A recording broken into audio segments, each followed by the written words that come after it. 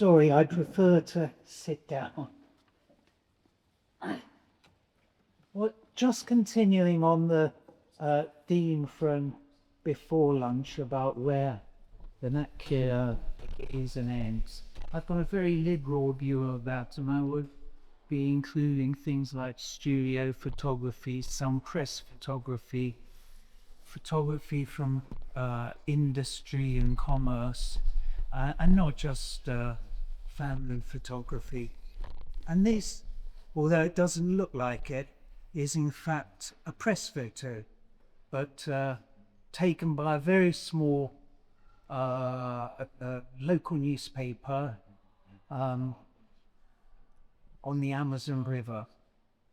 And I'd like just to explore some points about it because, well, to start with, I think we will all be seeing a completely different thing because we all have different cultural backgrounds.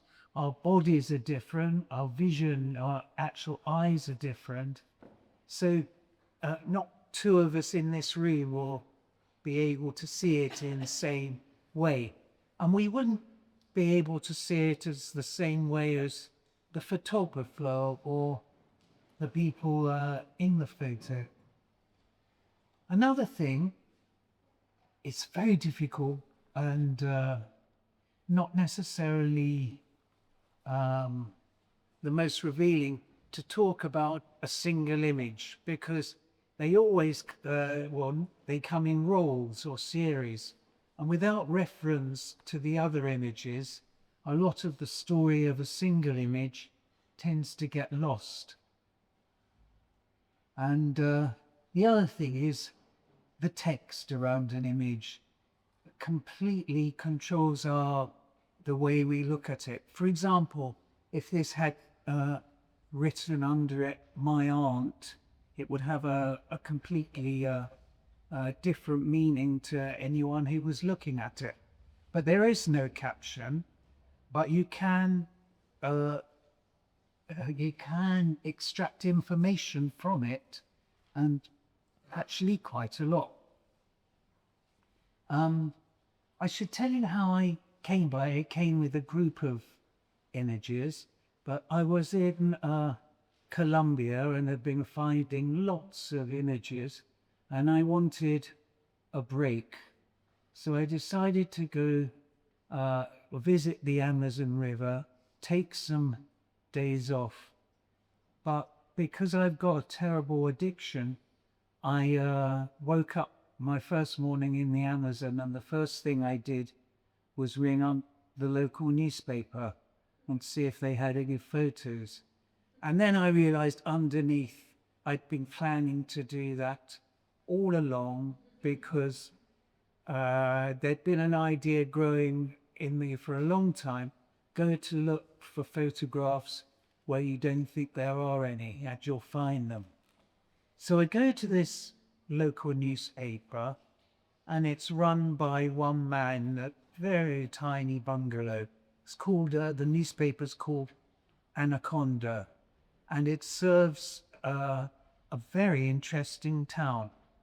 It's a town divided into three parts by nation, because it's where the borders of Colombia, Brazil, and Peru meet. So the Colombian part of town is called Leticia. The Brazilian part is called Tabatinga, and the Peruvian part, Santa Rosa. And it's a strange town, actually, with good law and order, but completely, its motor is really illegal logging and drugs. And everything in the town is financially is revolving around that. So every festival will be funded by the money coming in to the town. This is from the mid-90s, and so the politicians, the police, the army, the mafia, a lot of the population were all involved in those pursuits. It's actually obviously a beauty contest, which are still taking place, surprisingly, in Latin America very regularly. But this one is for the fellowship of the three countries who have sometimes been at war with each other in the past. And you see round her neck, it says the fellowship, and you see in the top left, the dolphin, which is the symbol which unites the three parts of town. And I haven't actually been able to work out who they are behind, but I suspect they're policemen rather than paramilitaries.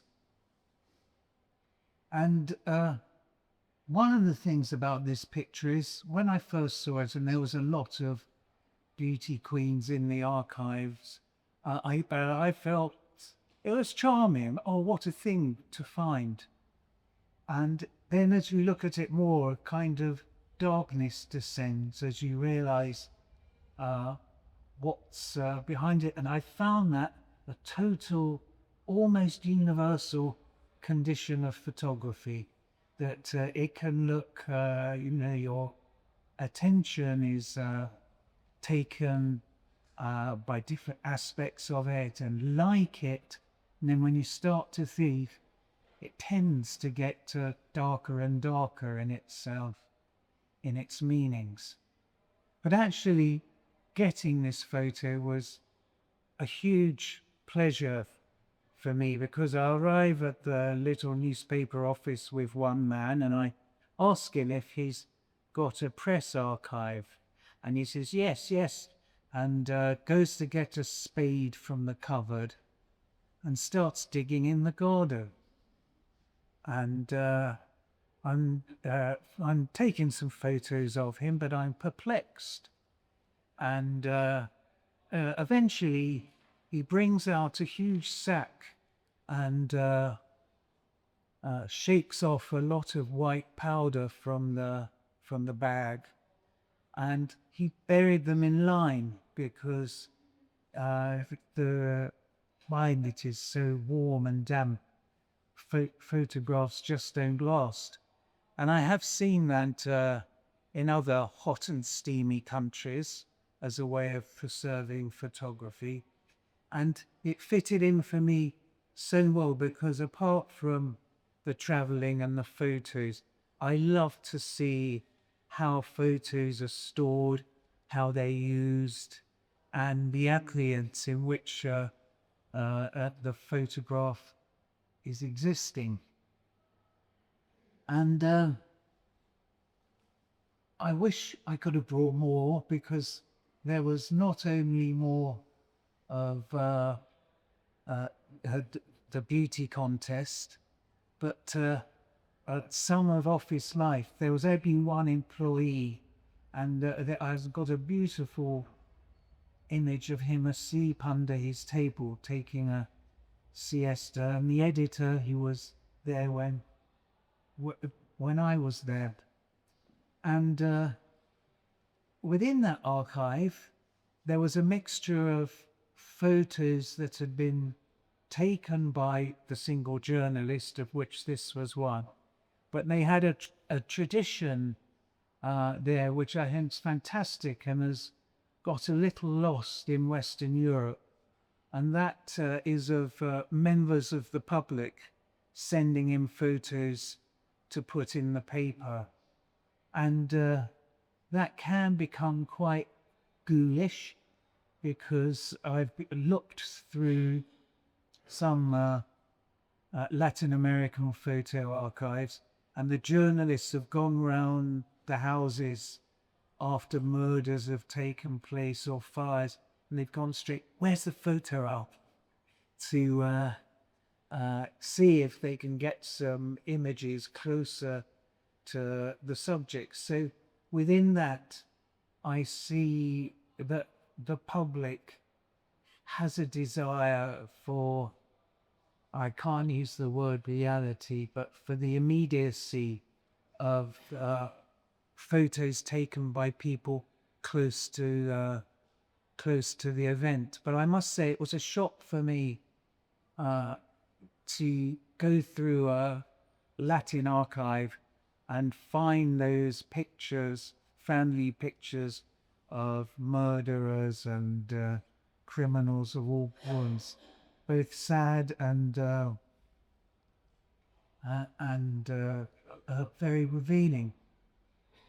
I've not been back to this town since, but I imagine it's its same kind of dreamy and sinister self, a bit like the photograph, beautiful on the surface, and then underneath something altogether darker.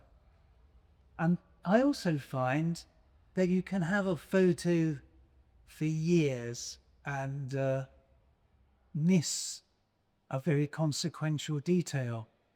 And I'm often finding that with things I've brought back from other countries, I'm not examining close enough. And of course, on another level, I worry about the whole process, because although you are saving the images from almost certain oblivion, and you are paying whatever the person is asking and offering them to give them a copy, you still in a way are taking a kind of patrimony away, and those issues never be resolved, and we can talk for ever and ever about who owns what and how whatever the image should be used. But I've been glad to be able to show you a picture like that this afternoon, and I'm sure we'll have a lot more to look at during the session. Well, thank you very much, and so